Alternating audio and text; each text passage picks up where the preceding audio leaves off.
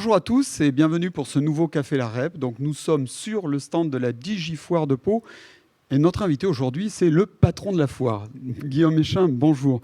Alors précisément vous êtes directeur général de la SPL qui a plusieurs sites. Oui, voilà, directeur général de la SPL Pau Béarn Pyrénées Événements qui gère le parc des expositions, le Palais Beaumont et le Zénith. Mais dans ce cadre-là, organisateur de la foire de Pau. Voilà. Et justement, cette Digifoire de Pau, qu'est-ce qu'elle représente pour vous en ce moment? Comment l'idée a germé de cette Digifoire dans cette période? Alors, la foire de Pau est un événement très important pour la ville, avant tout, pour la SPL aussi. C'est un événement aujourd'hui compliqué de par la situation sanitaire. Pour nous, c'est un contrat de confiance et de la résilience. Contrat de confiance parce que chaque année, on a quand même un certain nombre d'exposants qui nous font confiance sur l'organisation de cet événement-là. Je pense à eux parce que la situation est compliquée pour eux et un événement comme ça est important pour leur cadet de commande, important pour leur chiffre d'affaires. Et d'être là aujourd'hui, c'était la confiance qu'on pouvait leur accorder en organisant quelque chose malgré la situation sanitaire. C'est une confiance réciproque parce qu'ils sont nombreux à avoir leur stand sur le site de la Digifoire. Oui, on a à peu près 120 exposants, donc habituellement on accueille 350 exposants. Alors, il y a beaucoup d'exposants qui aujourd'hui ne peuvent pas venir, la gastronomie, les restaurateurs, les animaux, qui sont comptés dans ces 350 exposants. Donc on a essayé de leur proposer une offre pour mettre en avant leurs produits, leurs prestations. C'est le contrat de confiance. Et la résilience, comme je vous disais aussi, c'est parce que voilà, on est organisateur d'événements, on aime ça, c'est notre métier, c'est notre passion. Et ne pas faire cette foire-là, c'est dur. C'est dur, donc il fallait apporter une réponse. Et puis il fallait être innovant, c'est inédit, une Digifoire comme celle-ci? Alors c'est inédit, oui, j'ai regardé un petit peu au niveau de mes confrères des autres événements qui pouvaient avoir lieu, il n'y en a pas beaucoup. Alors dire que c'est inédit, je vais rester humble, je pense qu'on est la seule, mais je n'ai pas vérifié partout. Donc voilà, j'ai mis des petites parenthèses. Après, c'est quand même quelque chose sur lequel on avait quand même pensé depuis plusieurs années. Voilà. Concrètement, comment ça s'est organisé? La crise vous est tombée dessus par surprise et comment, de suite, vous êtes mis en ordre de bataille? Comme je vous disais, ça fait plusieurs années qu'on pense à comment un petit peu numériser nos événements. Un événement, c'est comme une foire ou un salon, c'est une fois par an. Mais il faut réussir à le faire vivre toute l'année. Donc on avait déjà réfléchi à des concepts en amont qui nous amenaient la réflexion sur comment faire vivre ces événements toute l'année.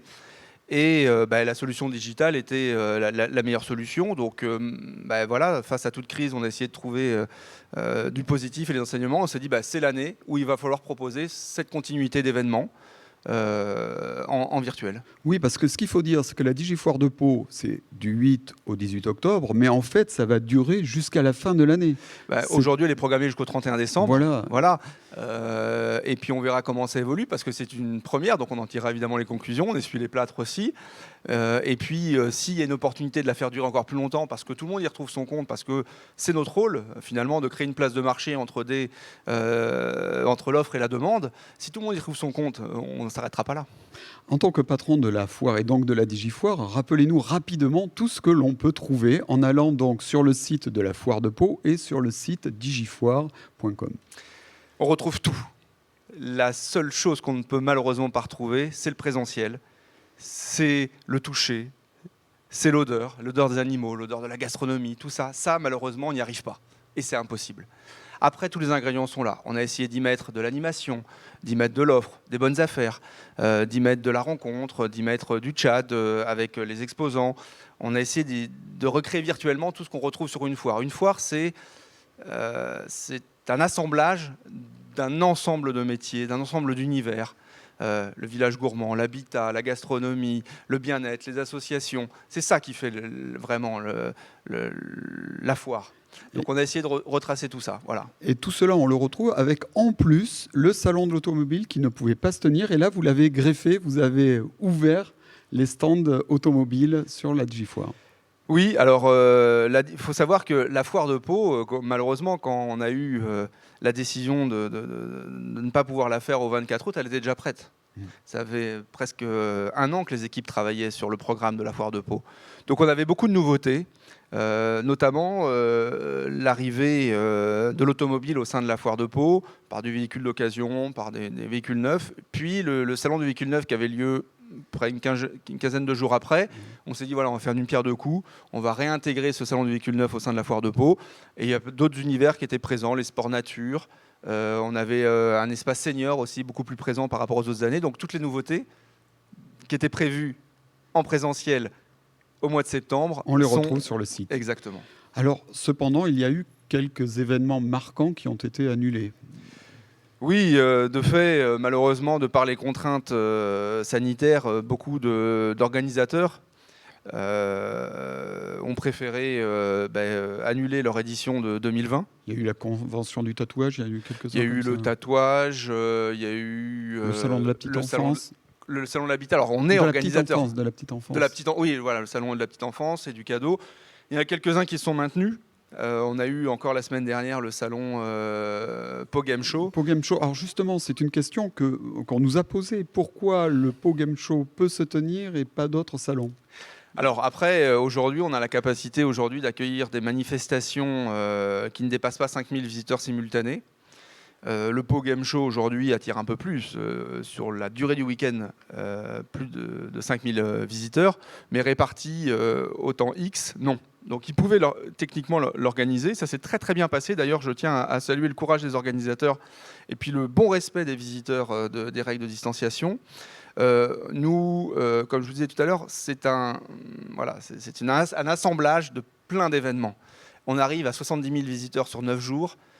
Et puis la foire, c'est le village gourmand, c'est les bars, les restaurants, c'est tout ça.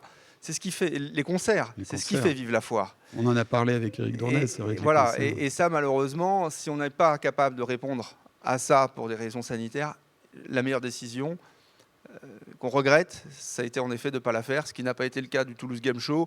On est sur un salon thématique, sur une seule thématique, avec des exposants qui répondent à l'offre et la demande, des visiteurs qui ont joué le jeu encore une fois, dans des jauges qui respectent aujourd'hui ce qu'on nous impose. Ce qui veut dire qu'il y aura aussi d'autres rendez-vous qui vont être maintenus au Parc des Expos. Alors, quels sont les rendez-vous à venir? Alors, il y a encore quelques rendez-vous, en effet, qui sont maintenus. Studurama, je crois. Le salon de l'étudiant Studurama, absolument, qui sera maintenu, qui est maintenu à ce jour. Alors je dis toujours à ce jour. Hein. Pourquoi? Oui. Parce qu'aujourd'hui, c'est très très compliqué de se projeter pour nous. Mais il est maintenu, il y a une vraie volonté de le maintenir. Le salon Créa, alors le salon Créa qui est une autoproduction, qui est un salon qu'on crée nous-mêmes, parce qu'on est dans la résilience. C'est qu'on s'est dit, voilà, nous il faut qu'on crée des manifestations, il faut qu'on crée des événements. On parle du mois de mars, un événement ça se crée au moins un an à l'avance. Mois de mars, on était à 8 mois, puisqu'il est programmé fin novembre, on s'est dit on le fait. Aujourd'hui, les exposants, ce qui est paradoxal, c'est que les exposants et les visiteurs ont envie de se rencontrer. Donc on a des gens qui ont vraiment envie de venir sur les salons exposés, et quand ils sont là, le visiteur est présent. Mais voilà, il faut respecter les règles de distanciation et autres. Donc on navigue un petit peu à vue et on fait du mieux possible. Voilà. Et parmi les prochains, donc, il y a aussi le salon des minéraux et fossiles. Alors celui-ci, il est encore en suspens. Il est encore en suspens. Le salon du chiot, alors, puisqu'on a... Également. Alors il y a un gros salon, par contre, c'est le salon Asphodel qui a lieu au mois de décembre. En plus, qui fête ses 25 ans, qui est un très très gros événement, qui attire des dizaines de milliers de participants sur la durée, qui est maintenu à ce jour. Vivre autrement. Vivre autrement. Le circuit court, le faire soi-même, tout ça. Donc, on est vraiment dans la thématique et c'est un salon, on aimerait bien pouvoir le tenir. Et toutes vos équipes travaillent déjà à l'année prochaine. Alors, oui. Alors quels sont les grands projets pour 2021 ? Les grands projets, c'est déjà les équipes. On travaille sur le salon du mariage qui a lieu au Palais Beaumont au mois de janvier. Le salon de l'habitat qu'on n'a malheureusement pas pu venir en 2020. Mais c'est dès maintenant qu'on commence à préparer le programme et les animations et puis l'organisation générale du salon de l'habitat. Donc elle travaille beaucoup dessus. La foire, on est en plein dedans, la Digifoire, donc on tirera les enseignements de cette Digifoire. Il n'est pas interdit de penser que l'année prochaine, il y ait une foire de peau physique avec un volet numérique, de mêler les deux peut-être? Elle sera physique, deux fois plus physique. 2 fois plus physique. 2 fois plus physique, et elle continuera à vivre virtuellement après. Merci beaucoup Guillaume Méchain. Donc toute l'actualité de la Digifoire, vous le trouvez bien sûr sur le site de la Digifoire de la Foire de Pau, sur larépubliquedespyrénées.fr, et toute l'actualité aussi de l'actualité économique, on la retrouve sur notre site. Merci beaucoup et à demain pour un nouveau Café La Rep.